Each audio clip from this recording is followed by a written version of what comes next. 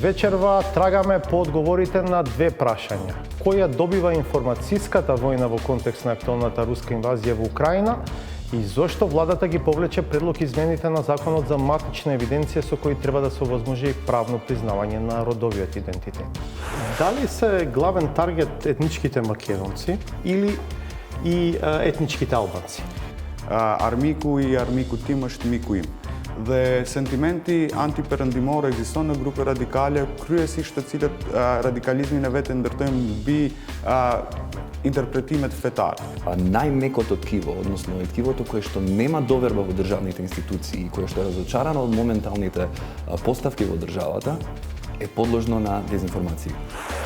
Дали е навистина контроверзно ова, дека само со изјава на нотар можете да го стварите ова? Ова е трендот во сите демократски држави да го признаете, да ја признаете автономијата на вашите сограѓани, дека некој се чувствува различно од она што му е припишано со ознаката за пол ставена во матична евиденција. Морачен дел од забелешките се дека се можни злоупотреби.